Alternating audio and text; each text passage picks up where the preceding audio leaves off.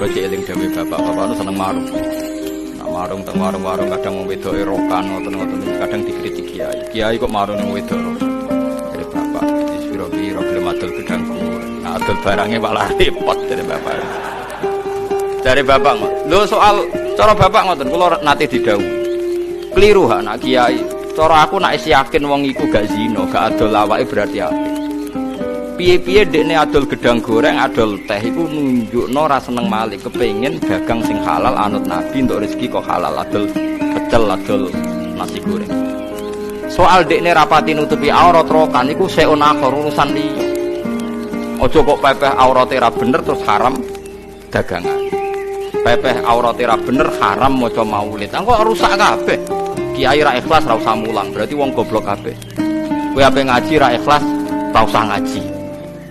Wah, ya tutup agama antum. Orang itu sampai maksiat itu cari kesenangan. Tapi kalau kesenangan itu tidak didapatkan fit taat. Karena taat dikampanyakan secara agak teroris. Kamu sholat tidak mesti diterima. Karena baju kamu enggak mesti semuanya halal. Sujud kamu enggak mesti diteror. Sehingga orang yang sholat sholat ya mesti ditompo, mendingan enggak sholat. Coba nyun sewu kalau orang-orang Kristiani, kalau kampanye gimana? Setiap orang mati bersama bapak di surga. Sementara kita sudah kiai mati masih didoakan ingkana musinan. Itu murid kita. Itu kan gak sopan sekali. Cara aku jadi gurumu, sembrono guru jarane. Saya belum pernah doakan Mbah Mun gitu. Kalau saya mendoakan beliau supaya diampuni, doa saya tak rubah gini. Ya Allah antal ghafur wa anta dzu maghfirah.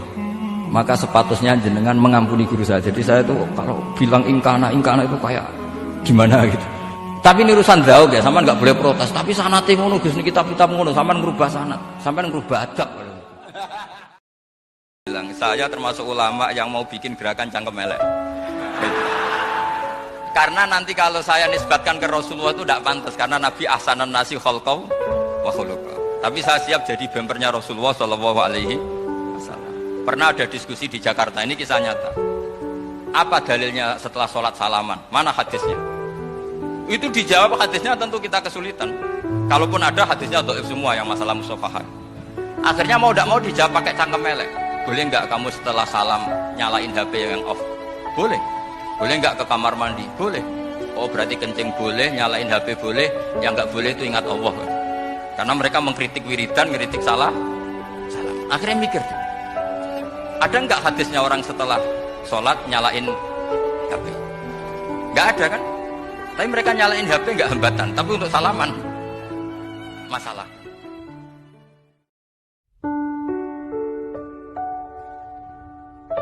Mulane Dawi Ibnu Hajar Al Asqalani seneng iku ibadah.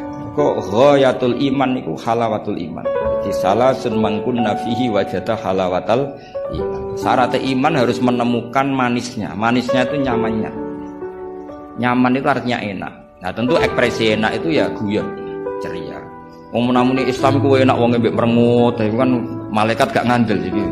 Muni Islam iku agama sing top, agama sing membawa kebahagiaan dunia dan akhirat. Tapi wong men besengut gremeng. Dari malaikat itu jari bahagia kok gremeng. Lan kula yakin Mbah Nafi niku parek pangeran ku barokah ceri.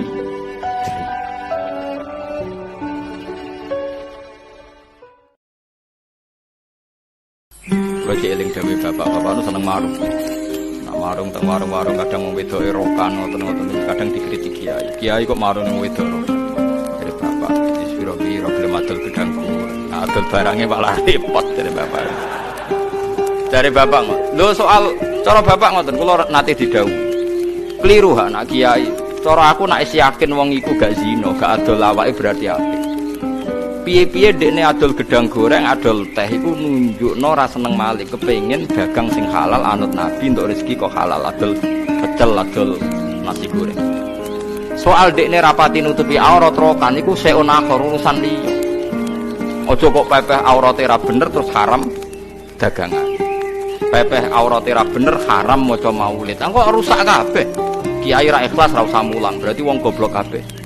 Kowe ape ngaji ra ikhlas ra usah ngaji. Wah, ya tutup agama antum. Jadi Nabi itu kalau ngendikan, seingat saya ini hafal banyak hadis. Kalau ngendikan tuh sampai berkali-kali.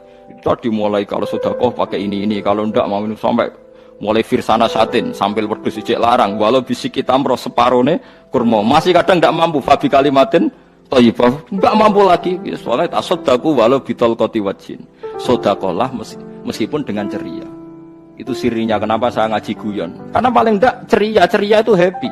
Coba kalau saya ngaji merengut menang terus ketok nyesal sing ngaji kan mikir Gus Bak kurang apa kita ngaji ku ono sing kurang terus sing kedonya nafsir wah paling kurang sangune kok jadi repot. Guyon kula mek sampean nangis mbon ndi ganjaran akeh ndi. Kok guyon kula bi ilmen nangis sampean mikir utang. Jadi kula suwun sampean nek dadi kiai nek ra iso sedekah macamnya terakhir ceria. Mergo Nabi ngendikane terakhir tasaddaku walau bitol qoti wajhin. Bersedekahlah meskipun dengan keceriaan napa muka atau wajah. Ngeten lho kula critani, cendang dudu cek mandine. Kanjeng Nabi ora wis wong paling disenengi sahabat, paling dihormati sahabat. Niku nate pas khutbah Jumat nih. Wonten Miro niku perdagangan kafilah besar. Kunane kuno niku pedagang wis nakal, dadi nggawa musik ambek beto penyanyi. Lha iku Kanjeng Nabi pas khutbah iku iso sahabat do bubar. Mau karek rolas. Piye ge jadul? Dadi koyo aku kaji ngene ndang terus rukin melayu sik. Bayangno buat Nabi ribuan karek mau pinten? Rolas. Alasannya lucu. Ketika ditanya, apa kamu karena benci Muhammad? Ndak. Rasulullah itu orang yang paling kita cintai. Tapi kan Kanjeng Nabi mulang bedino. Tapi nek ana musik warang-arang. Jadi cara teori hikam ora ana suul khotimah. Jadi luwih nyaman. Jadi misalnya Ruhin bar dosa kok mate, alhamdulillah terakhir sudah dosanya. Jadi cara suul khotimah, alhamdulillah selesai sudah dosanya. Artinya hikamu penuh optimis. Jadi kowe nek ndelok dosa nganggo model hikam ora ana kamu suul khotimah. Mulane kowe anggere jenazah mesti wong apik. Mulane cek wong penjahat kaya apa nek wis mati mesti wong apik karena akhir dari kejahatannya. Paham? Mulane kena nyiksa wong apik ya apik. Maksudnya dengan kematian ini maka dia sudah jadi orang soleh. Wis gak nyolong meneh, gak gendho meneh dan tidak kriminal meneh. Artinya ketika orang itu mati dalam keadaan di neraka, orang kaya rasa menghukumi suul khotimah. Anggap baik terakhir dosa yang dia oke, rasa protes. Lho ilmu kula ora ngoten, lha iku resikone goblok, Pak. Nabi itu kalau dihujat orang atas nama pribadi, beliau mudah memaafkan. Tapi kalau orang menghujat sholat, menghujat Quran, wah itu marah besar beliau. Karena itu tidak hadzun nafsi. Jadi kamane orang bahasa Indonesia, jika urusan pribadi, Nabi gampang memaafkan. Tapi kalau urusan kehormatannya Allah, Nabi nggak bisa memaafkan. Maksudnya gini, jika kehormatan Allah ditindas, jika kehormatan Allah dilukai, maka tidak ada orang segarang seperti garangnya Kanjeng Nabi. Paham ya? Nabi itu kalau untuk pribadi dihujat gak apa-apa. Tapi kalau yang dihujat Quran, itu Nabi akan marah besar. Dan tidak ada seorang yang bisa marah semarah Kanjeng Nabi. Paham ya? Jadi kamane sampai nak jadi kiai tenan, itu misalnya nyelok santri rapati cepat, itu biasa. Tapi nak ono santri kok ora subuh cepet-cepet, gue tersinggung. Kok gak subuh cepet-cepet, itu yang dilanggar hak Allah. Tapi nak gak eno kopi gue, itu hadun nafsi. Orang harus. Tapi haji itu unik. Normalnya perempuan dalam mazhab Syafi'i itu kan cadaran. Tapi kalau di Indonesia dianggap macam-macam kan, selalu cadaran. Tapi haji justru perempuan itu nggak boleh menutup wajah. Aneh, mau ketemu lelaki malah aturannya nggak boleh nutup wajah. Orang ikhram itu perempuan boleh nggak nutup wajah? Nggak boleh. Kayak apa pangeran uji nyali? Leo karuan, rai-rai Indonesia, roy wong pesek ndek. Terus ketemu wong Uzbek, wayu, wajib buka wajah. Lho kula dikonco kiai Gus kula niku meh kecelakaan tak takoki apa. Dek niku berusaha ngambung Hajar Aswad. Pas sampe ngambung, pas cah Pakistan wayu pas ngambung. Kiai tenan niku. Cara kula ngambung Gus gak kena waktu. Oleh mendingan pangeran oleh beda wong gitu.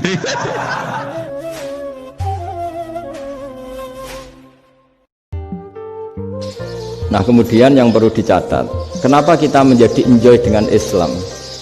Islam itu adalah agama yang tidak didikte oleh materi. Jadi kalau Anda ingin makan enak, mungkin kalau pikiran kebanyakan orang, anak-anak muda yang milenial, yang gaul, ingin makan enak ya makan yang disukai. Misalnya sate atau bakso Malang atau apa. Kalau orang-orang yang jadi wali nggak gitu cara berpikir. Ini yang masih orisinil. Ditanya, ini dunia baru kesulitan makanan, baru resesi. Cara makan enak gimana? Jawabannya lucu. Ya gampang, idamuhu alju. Idam itu lauk. Kalau kamu ingin makan lauknya paling enak apa? Alju. Kamu harus lapar banget. Sampai kalau puasa itu melihat tempe itu wah luar biasa. Tapi kalau kamu nggak puasa, air putih itu nggak menantang. Tapi kalau puasa, tempe air putih itu menarik dan Anda tetap lahap. Apa? Karena lauk terbaik adalah alju. Atau kamu memegang perempuan. Allah kan hanya cerita kamu, maka yang batal ya pemegangnya, bukan yang dipegang. Misalnya gini, saya bilang kamu, "Ken kowe aja ngambung cawe wedok ayu." Ketika Ruhin ngambung, sing dosa sing ngambung apa sing diambung? Sing ngambung. Di mana-mana pelaku itu yang kena hukum. Sing diambung kan gak dosa, musibah kan? Wong diambung Ruhin ku isin lho. Tapi kita sudah kadung Syafi'i, objeknya dibatalkan, subjeknya dibatalkan. Pikiran Imam Syafi'i ingin wong diambung Ruhin, iku regane jatuh gak? Kira-kira masalah. Cocok ra cocok tetap jatuh. Artinya objek itu tetap kena efek. Ya oke coba nang elek kan. Misalnya terus kowe diambung wong Pakistan wayu. Terus gak? Oh, elek selawat urip. Nah, karena objek ini juga merasakan, maka dibatal pisan Mbak Imam. Nah ngono wudumu ya batal pisan. Kira apa? Lah kok ya kroso kira-kira gitu, Pak.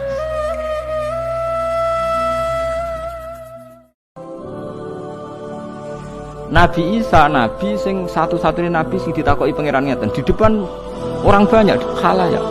Aan takul talin nasit takhizun ya ya ilahi min billah. Sah. Jangan-jangan kowe sing ngongkon wong ben nyembah kowe mbek mbokem. Enggak ada nabi yang ditanyai begitu. Karena semuanya nabi khas basariahnya jelas. Mulane Nabi Muhammad untuk merevisi syariat Nabi Isa tak dahar itu di depan umum.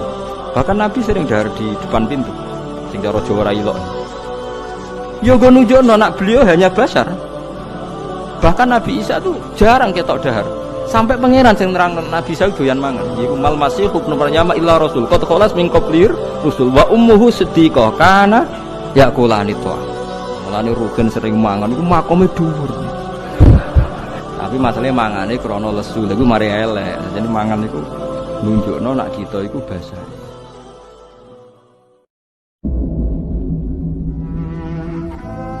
Banyak orang mati divonis, misalnya kamu, wah iku krana adab. Ternyata Nabi ngendikan maktun wong lara weteng syahid. Gharik syahid. Orang yang mati kurban, kan kita tidak pernah tahu. Ya sudah bodoh-bodoh tidak pernah tahu, pakai yang husnul khotimah saja, pakai yang husnudzon saja. Ono hafid kok mati umai rubo. Milih sing husnudzon ae berarti syahid. Jangan terus ono wah kena adab. Sesuai oleh ngedol Quran lu sing awal. Oh, tak lawan sing ngomong-ngomong lawan. Siap lawan. Siap ya. Ya bolo isis. Kita asli nih, maksudnya hubungan itu tak. Hubungan itu kan. Jadi nak dijak ngomong damai itu dingin. Yo pancen yo lucu, nak wong brewokan terus gak garang. Jadi Nabi itu kalau ngendikan, seingat saya ini hafal banyak hadis. Kalau ngendikan tuh sampai berkali-kali. Itu dimulai kalau sedekah pakai ini, kalau ndak mau ini sampai mulai firsana satin sampai wedhus ijek larang. Walau bisik kita meroh separone kurma. Masih kadang ndak mampu fabi kalimatin thayyibah. Ndak mampu lagi. Soalnya tasaddaku walau bitol qoti wajin. Sedekahlah meskipun dengan ceria. Itu sirinya kenapa saya ngaji guyon. Karena paling ndak ceria itu happy. Coba kalau saya ngaji merengut, meneng terus ketok nyesal. Sing ngaji kan mikir, Gus Pak kurang apa? Kita ngaji ku ono sing kurang. Terus sing kedonya nafsir wah paling kurang sangune. Wah jadi repot. Guyon kula mek sampean nangis mbon ndi ganjaran akeh ndi. Mergo guyon kula bi ilmen nangis sampean mikir utang.